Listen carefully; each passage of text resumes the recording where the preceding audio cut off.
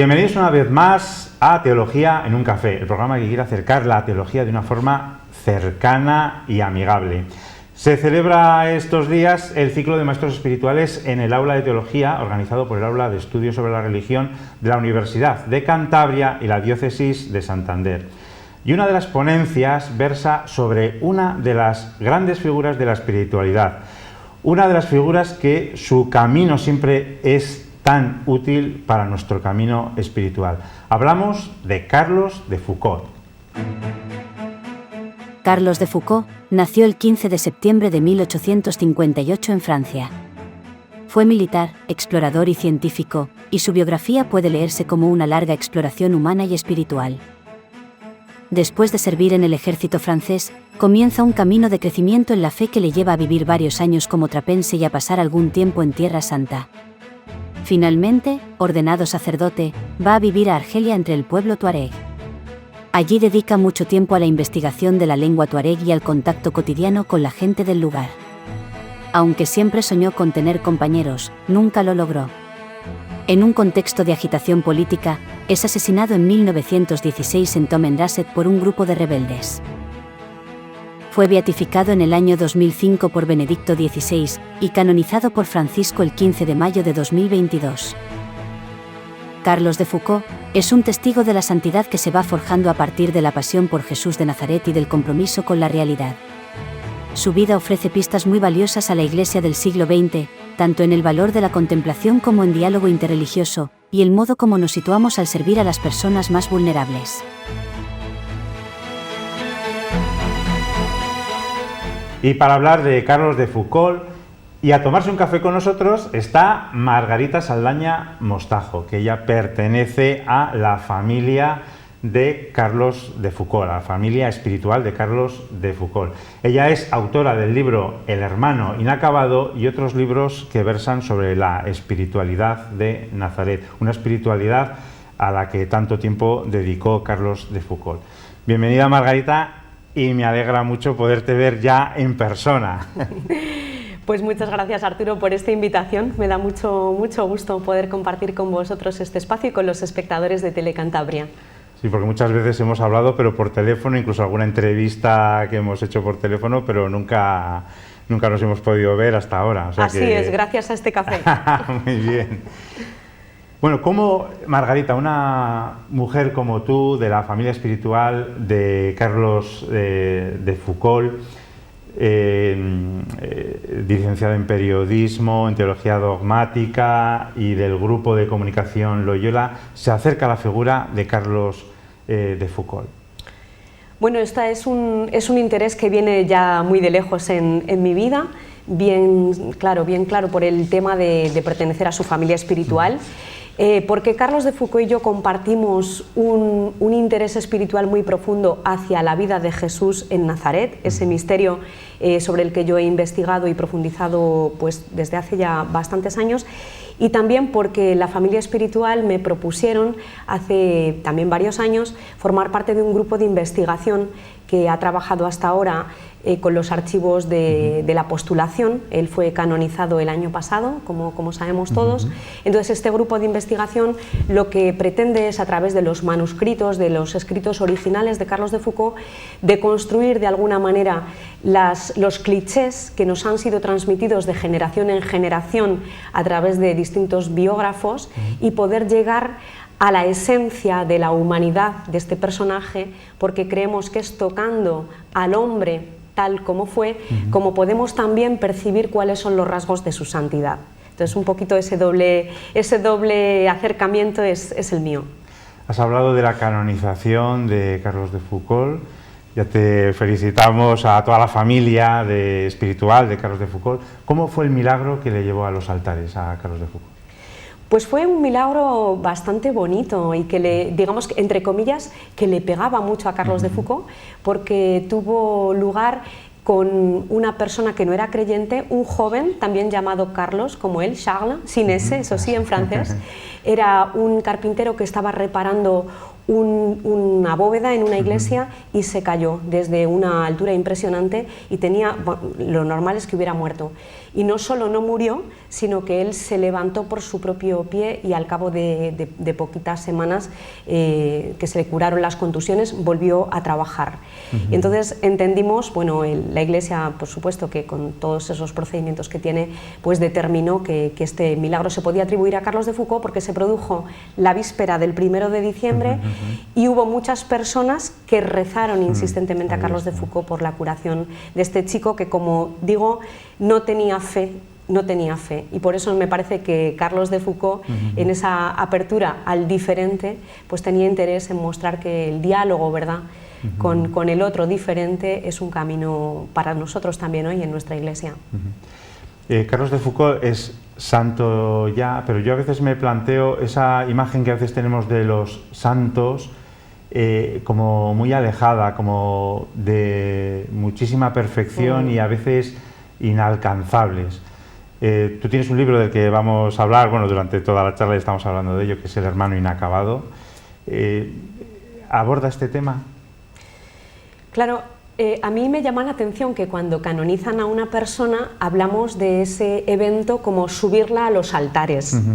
Y creo que precisamente el interés de una canonización consiste en lo contrario, en bajar a una persona de los altares en los que la hemos podido ir poniendo, ¿verdad?, edulcorándola, para bajarla y para ponerla a caminar como testigo, ¿verdad?, con todo el pueblo de Dios. Este es el interés, bajar de los altares y caminar. Y en este sentido, Carlos de Foucauld creo que es un personaje paradigmático, porque su santidad no puede ser vista de ningún modo como el haber alcanzado una perfección moral o el sumum de todas las virtudes, sino más bien por esa historia que es la suya, que es una historia de gracia, pero también de sombras a lo largo de todo su itinerario vital, pues una santidad inacabada, siempre en proceso. A mí me gusta decir que la santidad al final consiste en esa apertura que vamos generando para dejar que el Espíritu nos trabaje constantemente, ¿verdad?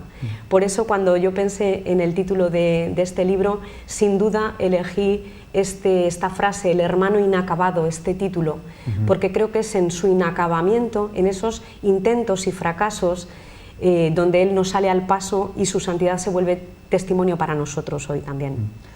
Él lleva una vida muy disoluta, él es un militar, científico, explorador, lleva una vida muy disoluta y tiene una conversión repentina, como San Pablo, o como... Bueno, creo que las personas que nos escuchan, muchas podrán pensar que es así, pero la realidad histórica nos muestra algo muy diferente, ¿verdad? La etapa disoluta de Carlos de Foucauld es una etapa breve, acotada en un momento determinado de su vida, de la cual los biógrafos han exagerado también bastante, porque parece que para que un santo sea muy santo ha tenido que ser muy pecador, por ejemplo, como San Agustín, ¿verdad? Sí. Bueno, entonces es cierto que durante una etapa de su vida previa al proceso de conversión, él lleva una vida desordenada, no más desordenada probablemente que la de la mayoría de sus camaradas del ejército, esto también interesa para contextualizar, pero después él va entrando en un proceso de conversión. No podemos hablar de la conversión de Carlos de Foucauld como un caerse del caballo total y definitivo, no, él mismo habla pues de que esa conversión tuvo un alba, una preparación en el contacto con los musulmanes, en el viaje que él había hecho de exploración unos años antes. Él queda muy tocado por esa manera que tienen los musulmanes de vivir constantemente en la presencia de Dios. Y eso incluso cuando él no tiene fe, le interroga. Y después, otro dato fundamental son las mediaciones. Hay ciertas personas que él va a frecuentar cuando vuelve a París, después de ese viaje de exploración en Marruecos, que son su tía, su prima y el abbé Hubelin, aquel que va a convertirse en su director espiritual. Son tres personas a las que él considera muy cristianas, muy inteligentes y muy virtuosas. Y tratándolas, en ese trato cotidiano, él va a preguntarse, a lo mejor lo que estas personas creen no es tan absurdo como a mí me parece, ¿verdad? Y ahí va a producirse pues como un acercamiento a esa experiencia más interior, y Dios va a alcanzarle ahí, en esa apertura. Entonces él en un momento dice que comenzó a entrar en las iglesias, aunque no tenía fe, porque se sentía bien y comenzó, dice él, a rezar esta extraña oración: Dios mío, si existes, haz que te conozca. Y es ahí entonces donde después él pues va a confesarse con el Abbé Hubelin y bueno, todas estas cosas que ya conocemos mejor. Pero es importante considerar la conversión de Carlos de Foucauld como un proceso y no como un instante, porque también eso creo que nos habla de lo que son nuestros propios caminos de conversión, ¿verdad? Y en ese proceso ingresa en la trapa, ¿no? Claro, bueno, como al final de un discernimiento vocacional que va a llevarle 3 años, porque el Abbé Hubelin le lleva a discernir con calma, él queda seducido por Jesús y por Jesús pobre, por la pobreza de Jesús, por la pobreza concreta de Jesús en Nazaret, porque él va a hacer una peregrinación a Tierra Santa por indicación de su director espiritual. Él vuelve fascinado por este Jesús de Nazaret y entonces entra en la trapa buscando la imitación lo más literal posible de la vida de Jesús de Nazaret.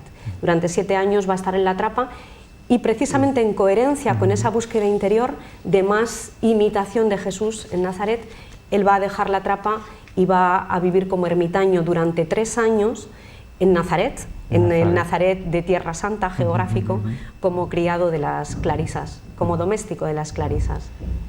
Hablando de Nazaret, su espiritualidad se basa mucho en esa espiritualidad nazarena, quizás de la austeridad, del silencio, ¿no? Bueno, la austeridad y el silencio son 2 valores de Nazaret que Carlos de Foucauld busca más al principio, más influenciado precisamente por lo que es la vida de la trapa. Y es muy curioso porque cuando él vive en Nazaret, físicamente, pasa mucho tiempo orando y escribe muchas oraciones. La mayoría de los escritos espirituales que conservamos de Carlos de Foucauld pertenecen a esta etapa, que sin embargo es una etapa bastante primitiva en su vida espiritual, ¿verdad? Entonces, la austeridad y el silencio son valores que poco a poco van abriéndose para él y van dejando paso a lo largo de su itinerario vital a otros valores más propios de Nazaret, de Jesús en todo caso en Nazaret, que no fue un asceta, ni vivió en ningún desierto, ni estuvo escondido de nadie. Rasgos de Nazaret como son pues lo cotidiano vivido con sentido, el contacto con los vecinos, el ser pueblo, ¿verdad? El buscar a Dios pues en lo profundo de la realidad. Entonces él va viviendo también ese proceso de conversión a Nazaret que va a llevarle pues hasta el final de sus días en Tamanrasset. O sea que la espiritualidad de Nazaret es la espiritualidad de lo cotidiano, ¿no? Básicamente. Desde mi punto de vista, la categoría teológica que puede articular o que puede explicar este misterio de Jesús en Nazaret es precisamente ese, la cotidianidad. En Nazaret, Jesús, el Hijo encarnado, hace la experiencia de lo humano hasta el punto de pasar 30 años, de vivir 30 años haciendo pues lo que podía hacer un judío del siglo I en una aldea como aquella, ¿verdad? Es en ese misterio en el que yo me intenté embarcar desde el punto de vista teológico con mi primer libro, Rutina Habitada, con aquella investigación de la que alguna vez, si quieres, podemos conversar al hilo de sí, dedicaremos, porque es muy interesante. Bueno, ya hablaremos más adelante. Sí. Se ordena sacerdote y viaja al Sáhara. Él trabaja sobre todo en todo el tema de lenguas, ¿no? de allí, ¿no? de la zona local, y vive una espiritualidad de desierto. Bueno, Carlos de Foucauld, ¿por qué se ordena sacerdote y por qué va al Sáhara? Esa es una primera pregunta, ¿verdad? Su vocación sacerdotal resulta un poco enigmática. Lo que sabemos es que al final él la acoge dentro de sí, pero en lugar de quedarse ejerciendo el ministerio en Tierra Santa, donde él está muy a gusto, él siente una llamada, él dice, a llevar este divino banquete, el divino banquete de la Eucaristía, no a los parientes ricos, sino a los más alejados y a los más pobres. Entonces él va a vivir su sacerdocio desde una perspectiva claramente misionera, en una clave de envío, pero no al estilo de los misioneros de la época, y en esto también él es un precursor, ¿verdad?, de lo que significa la misión de la Iglesia, sino él decía por la presencia, y no concretamente por la suya, sino por la presencia de Jesús, y de Jesús en la medida de lo posible en el sacramento del altar, ¿verdad?, en la Eucaristía, por la irradiación. Decía, mi presencia no sé si hará mucho bien, pero la presencia del Santísimo Sacramento seguro que sí. Entonces, él se va a vivir primero al norte de Argelia y después, unos años después, a Tamanrasset, al sur, buscando el contacto con las tribus nómadas que estaban todavía incluso más alejadas. Sí. Claro, él descubre que los franceses, los militares franceses que viven allí, no conocen la lengua local y que los misioneros que vendrán después de él, porque Carlos de Foucauld considera que él no es más que un desbrozador de caminos, Sí. pues él entiende que después vendrán otros misioneros que necesitarán la lengua también para comunicarse. Claro. Y por eso él va a dedicar muchas horas, más de 12 horas diarias durante 12 años, son muchas horas, ¿verdad?, Sí, sí. a trabajar sobre la lengua de los tuaregs, y de hecho compondrá obras que nunca han sido superadas hasta ahora. Y esto venía por la pregunta del desierto. Cuando Carlos de Foucauld va al desierto, va buscando o va viviendo todo esto. Contacto, no... El contacto es una palabra clave que él utiliza mucho. No va al desierto para aislarse o para buscar un contacto directo con Dios en una soledad que le mantuviera al margen de los demás. No es ese su camino, ese es un camino legítimo, sí, ¿verdad? Sí, sí, claro. Pero no es el suyo. El suyo es un camino que pasa por el desierto, que se inserta en el desierto, pero buscando siempre ahí, en esa soledad y en ese contacto profundo con Dios, también el contacto irradiante con el resto de las personas y sobre todo con los más pobres y los más alejados. Imbuido en la vida local de los tuaregs, es un ejemplo de diálogo interreligioso, ¿no? Bueno, diálogo es un ejemplo de diálogo interreligioso. Esta frase habría que matizarla mucho, Sí, sí. porque creo que es un inspirador de diálogos, y en ese sentido hay que subrayar que Carlos de Foucauld cree, y no puede ser de otro modo, es un hijo de su tiempo, es un hijo de su iglesia, de su teología, de su contexto político. Él cree, evidentemente, que el cristianismo es la única religión verdadera, ¿verdad? Esto es todo lo que le permiten sus coordenadas, no puede ir más allá. Y sin embargo, esto que él cree, en el contacto cotidiano con la gente, lo abre a nivel de la experiencia. Él nunca va a dialogar con los musulmanes que encuentra, que son muchos, desde el punto de vista del dogma, nunca. Esto sería impensable, ¿verdad? De hecho, muchas veces en la actualidad encontramos el mismo problema. Es difícil dialogar desde un punto de vista doctrinal, ¿verdad? Sí. Y sin embargo, toda su experiencia nos indica que el diálogo existencial, el diálogo vital, profundamente humano, iluminado desde la tradición religiosa de las dos partes o de todas las partes, cuando estamos en búsqueda de la verdad, puede ofrecernos muchas pistas de sentido. Y en esa clave yo creo que Carlos de Foucauld es un verdadero inspirador del diálogo interreligioso contemporáneo.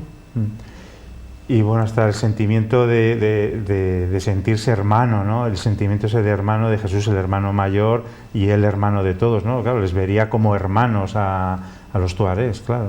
Claro, él descubre que Jesús es el verdadero hermano, con una H mayúscula. Él se siente siempre hermanito de Jesús, hermano pequeño de Jesús, y como él hace ese descubrimiento que le marcará definitivamente de la mano de San Juan Crisóstomo, cuyas obras lee y relee sin cesar, junto con las obras de Santa Teresa a lo largo de toda su vida, él descubre la presencia de Jesús en los pobres. Dice que el versículo del Evangelio que más le marcó fue el pasaje del Evangelio, Mateo 25, Mateo. Tuve hambre y me disteis de comer. Entonces, él entiende que esos pobres son hermanos, no son pobres a los que haya que evangelizar, son verdaderos hermanos. Y él desea que toda su vida sea percibida como la vida de un hermano. Claro. Desea que las congregaciones que pretende fundar sean llamadas fraternidades, que por cierto nunca logrará fundar, dicho sea de paso, ¿verdad? Sí. Pero quiere que su espacio vital, su espacio personal sea visto como una gran fraternidad, ¿verdad? Por eso ese sueño de ser hermano universal, como nos recuerda el Papa en Fratelli Tutti. Efectivamente, el Papa Francisco cita a Carlos de Foucauld en Fratelli Tutti, y también la catequesis del 18 de octubre también le vuelve a citar, cosa que tampoco es tan extraña, ¿no?, que cite a un maestro de la espiritualidad. Sí, no es extraño, pero es verdad que creo que el Papa Francisco tiene una afección muy particular por Carlos de Foucauld y en distintas ocasiones también le ha hecho guiños. Y el último número de Fratelli Tutti, claro, pues se lo dedica a Carlos de Foucauld desde esta perspectiva de la fraternidad universal. Pero a mí me gusta siempre decir que al final Carlos de Foucauld, aunque quería ser hermano universal, va aprendiendo que no es él el que decide si lo es o no lo es, sino que tiene que situarse en la vida de tal manera que sea reconocido por los demás como tal. En el fondo somos hermanos cuando el otro nos reconoce como tales, no cuando nosotros nos imponemos como tales, ¿verdad? Y en esto también yo creo que nos abre caminos y modos de estar para la Iglesia actual. Carlos de Foucauld nos habla de la espiritualidad, de la irradiación, del apostolado de la bondad. Cuéntanos. Bueno, como comentaba antes, Carlos de Foucauld no es un misionero al uso. Él tuvo mucha dificultad interior para terminar de definir cuál era su rol allí en el norte de África. Decía, bueno, soy monje, misionero, no soy misionero, pero no soy monje, bueno, ¿qué soy? Entonces, no encaja bien en las etiquetas. Sin embargo, lo que tiene muy claro es que él es un enviado, y en este sentido un apóstol, ¿verdad?, enviado, no está allí por su propia iniciativa, sino porque el Señor le envía, y que eso lo tiene claro, y también tiene claro que su manera de estar no es la de la evangelización explícita. Está en un contexto en el que no va a bautizar, no puede bautizar, no puede hablar, no puede catequizar, no puede predicar, no es, bueno, entonces él lo que pretende es evangelizar por medio de la bondad. Él dice, yo quiero vivir de tal manera que quien me vea se pregunte si así de bueno es el siervo, ¿cómo será su Señor? Este apostolado de la bondad yo creo que también es algo que en nuestro contexto secularizado tiene muchísimo que decirnos, porque a veces no podemos decir una palabra en determinados contextos y sin embargo por nuestra manera de estar podemos siempre ser testigos. Y entonces esto también él lo vincula con la irradiación, ¿no?, como el dejarse atravesar por esa presencia de Jesús en la palabra y en la Eucaristía. Él, es muy bonito, en su capilla siempre tenía una misma luz para alumbrar la palabra y el sagrario, una misma luz, ¿verdad? Es esa misma experiencia. Y es esa experiencia de Jesús vivo en él la que se va a convertir en irradiación. Él es vehículo, sencillamente. Margarita, ¿hay alguna página web, alguna forma de contactar con la familia, alguien que esté interesado, no solo de aquí de Santander, del norte de España o de cualquier parte que nos estén viendo, para contactar con la familia espiritual de Carlos de Foucauld? Sí, de hecho, bueno, hay una página web que es ponemos en el buscador Familia Espiritual Carlos de Foucauld, España, y aparece. Y esto es bonito porque quiero decir que después él no fundó nada, pero después de su muerte su biografía fue cada vez más conocida y se fundaron cantidad de grupos en la familia internacional. Ahora somos más de 22 grupos de religiosos, laicos, sacerdotes. Todas las formas y los estados de vida encuentran ahí un guiño y una inspiración. Estamos todos agrupados en esa gran familia espiritual con muchas ramas. Bueno, tengo que decir que otra forma de conocer a Carlos de Foucauld y a su espiritualidad es la obra de Margarita Saldaña, y hemos traído aquí pues un breve muestrario, ¿no?, porque tienes libros desde Rutina Habitada, ¿no?, que se puede decir que es la primera obra. Sí. En Tierra de Dios, que es como una adaptación, ¿no?, de Rutina Habitada. José, Los ojos de las entrañas, que son sobre todo libros de Salterre, ¿no?, publicados en Salterre. Y luego pues Cuidar, esa experiencia, ¿no?, con Andrea, tan de cuidados paliativos, ¿no?, tan bella y, ¿no?, con tanta sabiduría. Y La mujer del perfume. Y el más importante, el que traemos aquí ahora a colación, es El hermano inacabado. Del hermano inacabado, bueno, primero es que en España hay bastante poco publicado sobre Carlos de Foucauld, hay algunas traducciones francesas, pero obras escritas directamente en castellano hay pocas, y sobre todo casi nada reciente, ¿verdad? Entonces, pues este libro es una doble biografía, una semblanza primero histórica, porque es muy importante recuperar al personaje, y esto lo hago a través de la correspondencia, traduciendo muchas citas que algunas son incluso inéditas en francés, citas que hasta ahora nunca habían sido publicadas. Una primera biografía espiritual, una biografía histórica, una semblanza histórica, y después una semblanza espiritual en la que intento mostrar cómo ciertos rasgos de la vida de Carlos de Foucault son particularmente inspiradores para el creyente de hoy. El hermano inacabado. Sí. Pues la verdad que a mí me ha sorprendido mucho, porque está ya en la 4ª edición en castellano y ha sido ya traducido a distintas lenguas. Bueno, es un libro que se lee muy fácilmente, y creo que para una iniciación es una obra que puede ayudar. Bueno, pues es un libro que para los que estamos aquí en Santander se pueden acercar aquí a la librería de Pastoral Diocesana, que lo tienen aquí, también en plataformas Amazon y en Grupo Loyola, ¿no? Grupo de comunicación loyola.com. Muy bien. Ahí lo pondremos para que se vea. Pues ¿estás trabajando en algo, una primicia, algo que nos puedas decir, algo que podamos decir primicia? Margarita Saldaña está trabajando en... Estoy trabajando en algo relacionado con la espiritualidad del cuidado, que es otro tema que para mí es muy querido. Ya publiqué Cuidar, relato de una aventura, pero ahora lo estoy trabajando de una perspectiva más amplia, y bueno, pues ahí tengo un proyecto. Proyectos no nos faltan, ¿no? Otra cosa es el tiempo que necesitamos para realizarlos poco a poco, pero sí, estoy trabajando en eso. 12 horas, ¿no?, al día, como Carlos de Foucault, ¿no?, si se pueden sacar. Pues muchas gracias, Margarita, de todo corazón. Muchas gracias por acercarte a compartir con nosotros, a tomar este café. Con teología. Con teología en un café, muy bien. Y muchas gracias, espero que te hayas sentido a gusto. Muchas gracias a vosotros de corazón, y espero que la figura de Carlos de Foucault pueda inspirar a nuestros espectadores.